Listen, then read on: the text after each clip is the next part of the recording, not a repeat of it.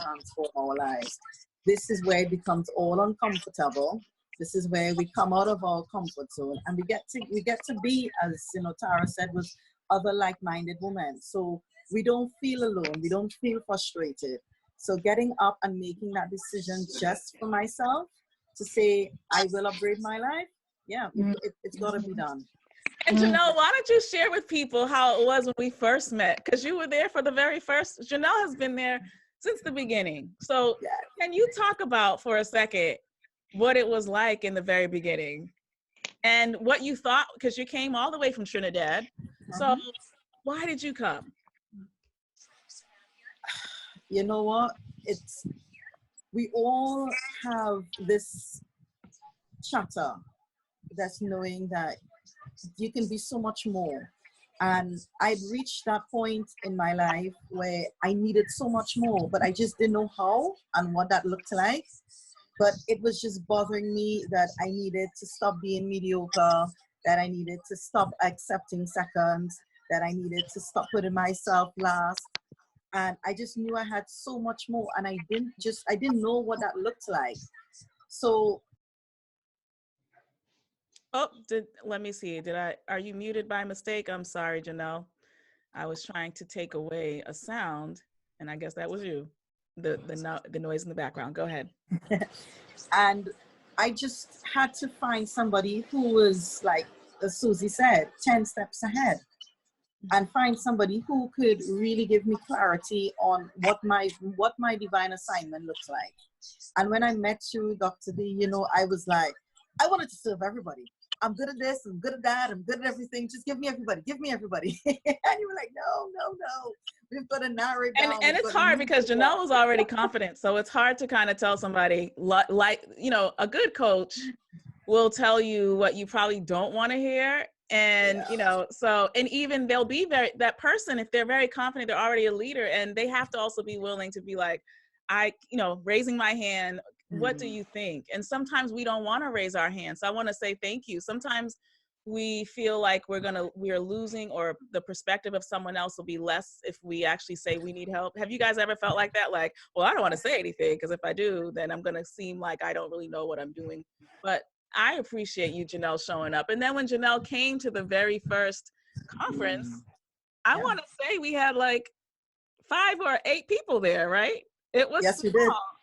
And you know what? But the most beautiful thing I remember, because, we were in Cambridge. And as I'm sharing, feel free to put your comments. But for me, it didn't even care. I didn't even care how many people were there. No. It was me really just saying to myself, I really need to show up for me. And I just need that safe space where I can just discover, where do I want to be now? Because if you've already accomplished a lot of things, or you lived on this planet long enough, you don't want to waste time. And I was like, I don't have 10 more years to kind of figure out, who am I? I need to be in a space where people are really pumped up, excited. And so I remember the most beautiful story. So Janelle was there, but Janelle knows Nicola, and Nicola is also from Trinidad, and she was one of our speakers in the first year.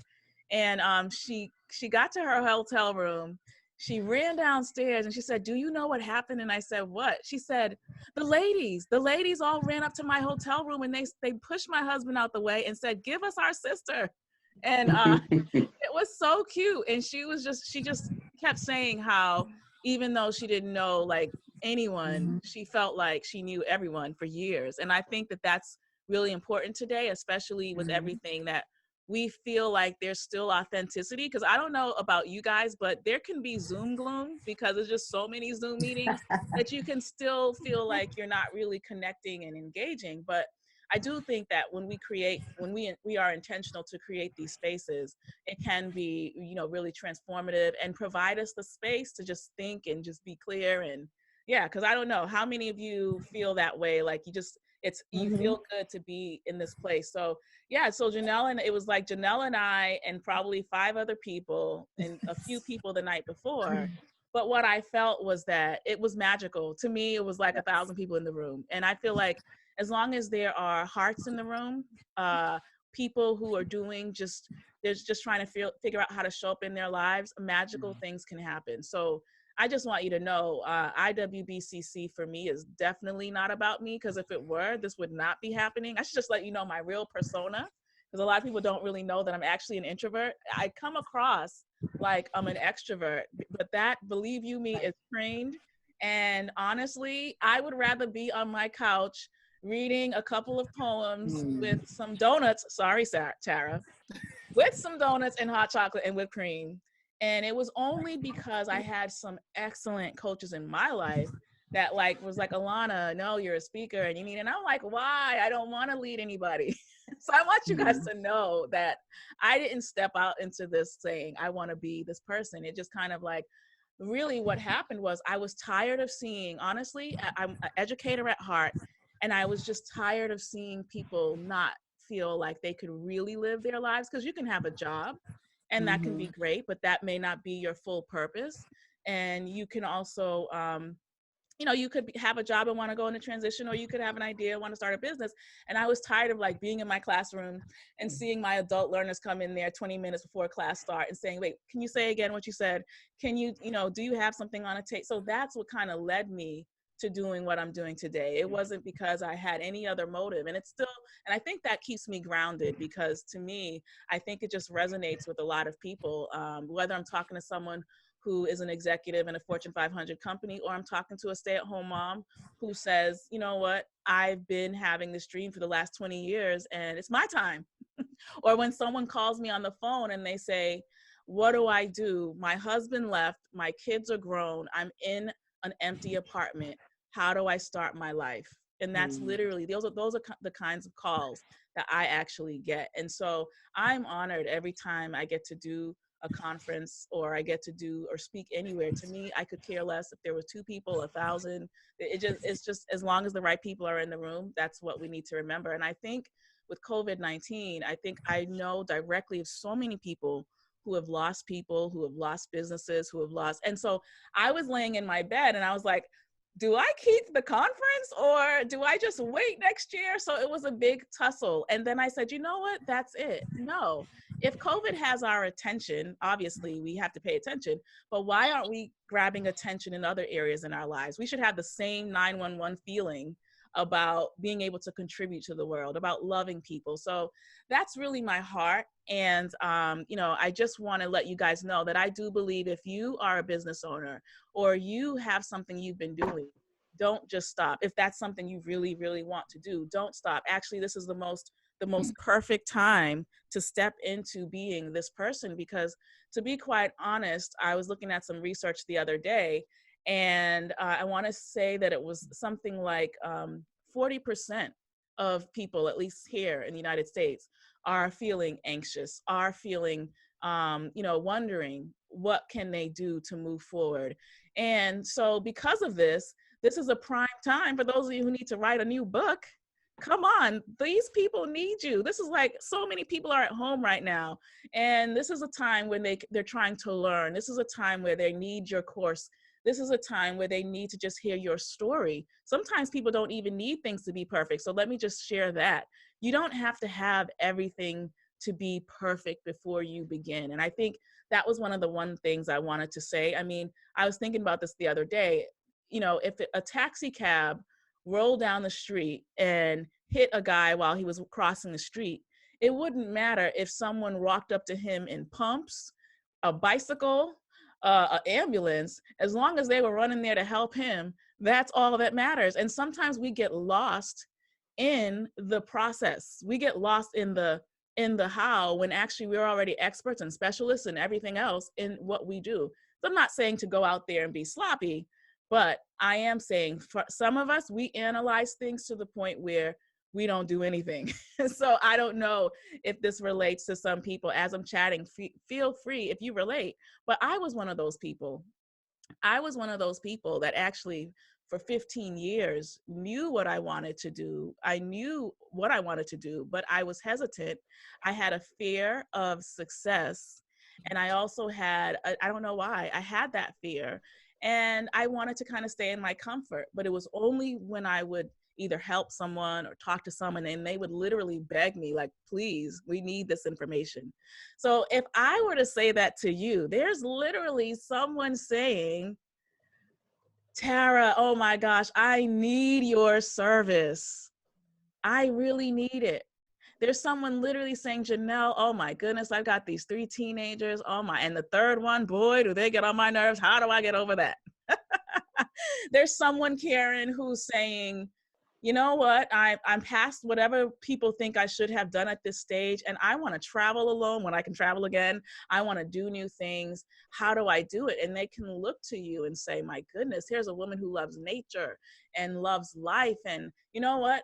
I don't know what to do, but I know a Karen. So that's where we really are going. I believe that's where we're really going to build resolve in terms of keeping ourselves together and keeping ourselves okay, because the one thing people aren't talking about also, we know we already are hearing about the physical impact, and so I stick to that with the doctors, but in terms of the mental impact, in terms of persistence and how people choose to progress, that is also going to be challenged. So I'm going to give you guys just some variables, things to think about what is going to impact your outcomes, because I think people don't think about this. But so it was already difficult for people to create new habits, to reach new goals, just by establishing new routines on a 21-day period. But now when we have such of a pandemic like this, it's even more difficult sometimes to see, to see how we can move forward, given the complexity of what COVID in terms of financially has cost people, or loss of loved ones. And I was listening to the psychologist the other day, and he said, we're not going to know for some years how this is going to impact us in terms of mentally and culturally in society. And I can agree with that. But one thing I said yesterday, and I still believe it, anytime I just sit there and watch terrible news, the first thing I do is go outside and I just look at the pond. And I go, the pond isn't running out. Thank goodness. The birds haven't stopped chirping. Thank goodness. Because if I saw birds just falling, I would be like, okay, wait a minute. But thank goodness the birds are singing, guys. Are we happy about that or what? I know I am. So the birds are still singing. My heart is beating. So if your heart is beating, please put it on your heart. If your heart is beating, and that should be all of you because we're all beating, put it on your heart and just listen to it for a second.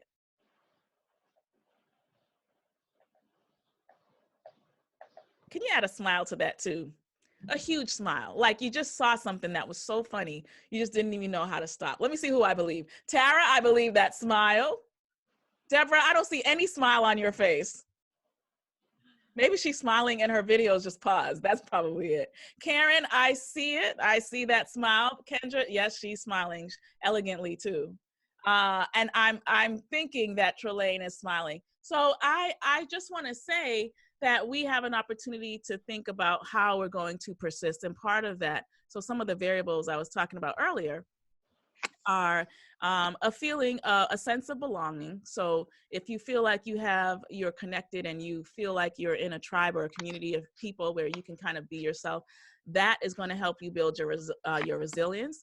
Also a sense of, so we talk about the impacts of reaching goals. So we have intrinsic motivation and we have extrinsic motivation. Some people are more internal and some are more external. So you'd have to kind of figure out, well, how am I motivated? Because some people who are really extroverts, they need to get out and be at events, and this is a really hard time. And then some people are more introverts, they're okay. Like for me, I could sit in an office for like 8 hours and not have a problem because I'm just I love being I love listening to, music and being quiet and being calm. And so I just want to know, what kind of person do you think you are? Are you more of an extrovert? Are you more of an introvert? And how do you build your motivation? Do you do it? I would love to hear your feedback. So I want to know. Myrna says, good point, Alana. I struggle because I'm trying to write a perfect book. And I assume that if it's perfect, no one will criticize me. But there's no such thing as perfect. And I know that I'll get criticized in any case. Wow.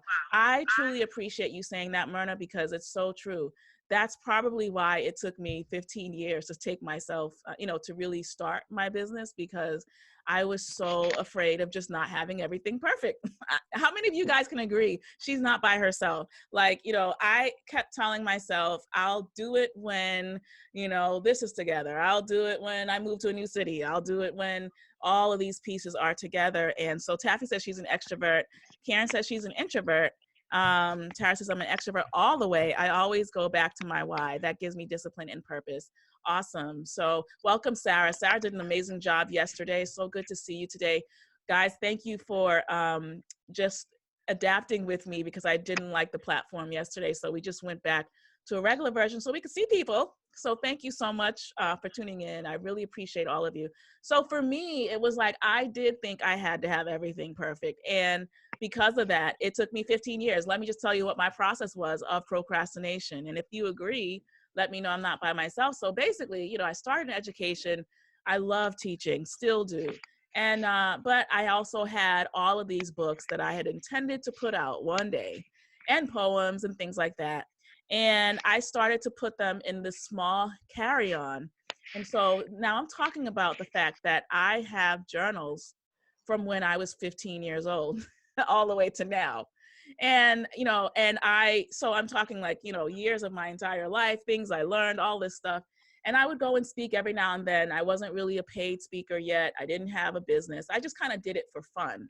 And I remember people would stand in these long lines and they would say, where can I buy your book? Or where can I pay for you to talk? And I was like, what are you guys talking about? Like I had, you know, I was like, what do you mean? I just did that for fun, you know? And so basically, no matter where I moved, I would carry this luggage of all my ideas and my dreams and everything. I would just pull it around. And one year, the year I shared with you guys yesterday how we moved to Portugal, but the year we moved around to Portugal, I didn't care about the furniture. I didn't care about the pool table. I didn't care about the car or the cars or whatever. I just cared about my little luggage. So the movers are moving things around, and all I'm saying to Hubster is, where's my luggage? I need, I'm like, I need to make sure I can, this is like my life in here. And he's like, well, who cares about your luggage? If you keep hiding your gifts in this luggage, nobody will ever get to know what is in those precious gems, those precious ideas, thoughts, whatever. And I was upset at him. Y'all ever get upset if you're married or have a friend or a best friend and they say something to you and you get mad? Like he said that to me and I was like, oh no, he didn't. I can't believe he told me that. And instead of me actually absorbing it, so when he first told me that, I said, okay, but then I sat down, I said, wait a minute, yeah, I am carrying around this stuff. And the move to Portugal again was another uncomfortable experience. Being in a country where you don't, you know, everyone's not speaking English, having to practice my Portuguese words before I go outside every day so I can be understood. That was a mind changer too. And because of that, it made me realize how many things I took for granted. It made me realize how I took for granted my knowledge, how I slept on things that I could have done. And I promised myself, when I get home, well, first of all, I was missing everything. I was missing, okay, Tara, I'm sorry, but I was missing pancakes and hamburgers and French fries. And because in Portugal, we eat a lot of, we have a lot of fish and things like that. So I was eating all the fish, but I was like, darn it, I miss my Aunt Jemima pancakes. Sorry, Tara, I miss my apple pie and ice cream. So the first thing I decided was when I get back home, and I really did do this, I said, honey, when I get home, the first thing I want to do is eat everything I missed. And it's bad because I gained about 15 pounds. But that first week we got back, I ate, I'm just going to tell y'all. So we left Portugal. I said, oh my gosh, things need to change. We went to some chain restaurant. I had a steak. I had ice cream, apple pie, talk about everything terrible. I had, what else did I have? I just enjoyed myself. But then once we moved here to Boston, that's when I said, okay, I'm changing everything. I'm not going to blame anybody else. I'm not going to blame Hubster, and I'm not going to blame my past, and I'm not going to blame not having it all together for not showing up the way I believe I can. And I want to say that absolutely changed everything in my life. Literally, like when I came back home from Europe, I then ended up creating, 3 books, and I decided I would start Turning on the Lights Global. I had started it in 2014, but I didn't take myself seriously in that I wasn't expecting to really make money. I just said, I'll just do it and then I had the whisper. I'm going to talk to you a little bit about the whisper. The whisper is, you have this little nudge, but you're afraid to kind of put it out there, right? You're like, and this is what happens sometimes when people come to my office. I go, what's the revenue goal you want to make this year? Well, maybe I just want to make a little bit of money, not too much, just a little bit to pay the bills. All right, am I talking by myself? Are you guys still with me? Sometimes this happens. Put in the chat box what you're feeling. But so sometimes I come to the office and I go, I'm sorry, what did you say? What are the outcomes that you want to make? What is it that you do well? Don't be shy about it. Well, people say I really give good advice, and if I can just talk, not a lot, not any place big, but if I can just talk a little bit and share a little of my story, I just do it for fun. But if I can make $100, maybe if I can maybe then I'll, So that's what typically happens. And I know for me, the day everything changed, I always tell you guys the story, and it's just a true story. The day I took myself seriously, so I told my husband, I'm not going back to a regular job. If I never start this, I'll never know if this is what I'm meant to do. And so it was a big decision because we were living very comfortably, traveling the world, doing a lot of things. And he said, are you sure? And I said, yes. He's like, well, there's going to be some sacrifice. And I said, okay, I think I'm ready, but I really wasn't ready. So imagine you have a home in one state. You also have another place in Europe. You're coming to an expensive city like Boston, and you're saying, I'm not taking on a full-time job. You guys, that was scary. How many of you guys know how I was feeling? Like, you're not taking on. So then one morning, my husband starts to go to work, and I'm laying in bed and, not a serious entrepreneur yet. And I go, oh, maybe around 1, I'll get going. I'll send out some emails. And then I hear, Alana, you better show up. You better wake up. First of all, get dressed like you're going to a regular office and go to that blank dollar store table that you got, sit in that chair and open your computer and start your business. And I literally, because we had so many, our furniture in different places, we had like a temporary dollar store chair and dollar store table. And you guys have heard me say this, but I get up, I literally get dressed up like it's my first day to go to work ever.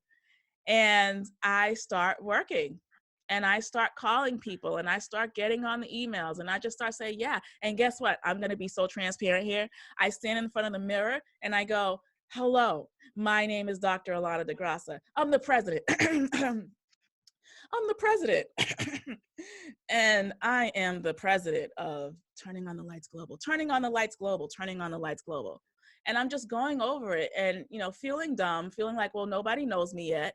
Nobody knows who I am. How is this going to happen, right? And so all of that is just going on in my mind. So as I'm sharing, can you share if you relate or you can understand? I'm being as transparent as I need to be because I want you guys to know that, it definitely wasn't easy when I started, because and I know many of you can relate to this, when you are an employee and you work at a given job that is notable, or you work at a notable university, and I've worked at many, right? And you work in a notable place, you kind of, your confidence is built in that place, right? Your confidence is built in that status, in that title. And so we do know that sometimes if we leave a job, or even if we're let go or whatever, sometimes we feel like not as confident because we feel like, well, I don't have a real title right now, and I'm not operating. And so we can feel like we're less than. And we know that there are people struggling with this right now that have been let go of jobs that they had heavy responsibility, and they've been let go, and they're like, well, now what? So for me, I had to say, Alana, you showed up every single day for the last 23 years in universities, in top consulting firms, and all these places. Why can't you show up for yourself the same way? I have to say that again. Like, why can't you show up and expect that your value, everything you gave when you were on those different places, everything you did, why can't you believe that these things can still happen for you? So I want to just encourage you to know that all of you, and I know most of you, all of you have shown up in so many unique ways and given to people and served. I want to ask you, don't be shy about it. What are some of the things that you do naturally well in your business, if you're an entrepreneur, or if in your profession, if you work in a given atmosphere? But what are some of the things that you do well? don't be shy about it. So if you coach people well, oh my goodness, I'm a fly coach. Or when I write, I can write my butt off. Or I bake a mean cake, right? I want to know, what are some of the things that you do well, and don't be shy about it. Now's the time to say it, because the thing I had to get over was recognizing that until I bought my own story, nothing was really going to change in terms of the outcomes I was looking for.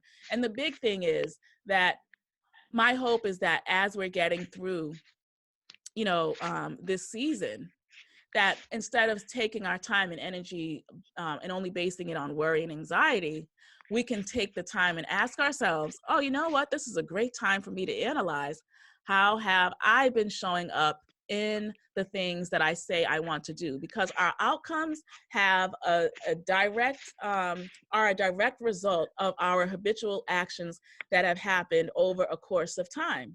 And the thing that really happens is that many people, especially if you're very talented and you have a lot of awesome ideas, the hard part sometimes is to take a pause. So actually, some of the first things I tell people I coach is stop. Like, I need you to just stop for a second. Don't create any more projects. Stop going to everything. Don't keep signing up to everything. Don't be in everybody's Zoom meeting. Just figure out, find your tribe, find your coach, find your person, find your thing. Now, you do need to network and go out and all of that. But at some point, you also need, just like an archerman would take 4 steps back to really position his arrow.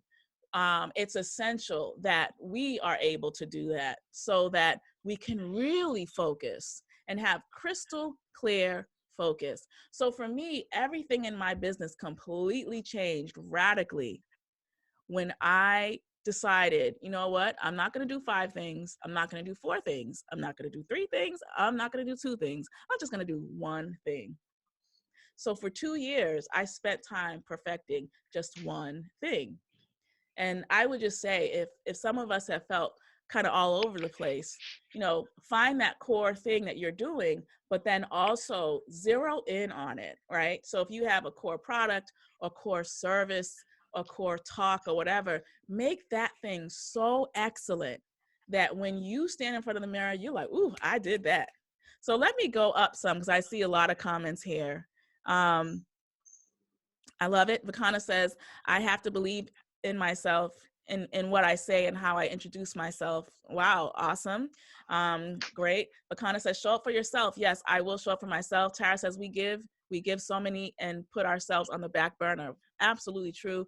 Move yourself to the front. 2 snaps. I agree, Tara. Where are you? I can't see you. Oh, there you are. 2 snaps. I love it. Move yourself to the front. Move yourself to the front. And if you need to, find fitness, balance, Tara's your person. I mean that. She is such a real deal. And if you're someone who's like, look, I need to get my life back, I need to find my fitness, she does it in the most beautiful way. Sarah says, organization. Yes. Deborah says, show up. Karen says, I'm a writer. Now, Sarah, that's awesome that organization is her strength, because I love watching the show Hoarders. And sometimes when I'm talking, I talk about how when we have too much clutter when it comes to our ideas and what we're trying to do, and we don't systemize, we can just be in circles all day long. We can spend 4 months all day long just walking in circles, knowing our potential, but still moving in circles. I love it. Karen says she's great at critical thinking. So true. You have an idea, Karen will ask you questions and tick you off and make you answer them. So true. Kendra says, changing people's perspectives of themselves through fashion. I'm so happy, Kendra, that you're here. Now, I'm going to make Kendra laugh, because there was one day I went live and I don't know, you guys know, you love my stories. So there was one day I went live and I get this text from Kendra. She goes, Alana, what are you doing? What are you doing? I said, Kendra. She's like, Alana, you got to show up. You got to show up. So Kendra is going to give us some real wonderful things today. Thank you, sweetie. Janelle says, show up. Tara says, I'm really good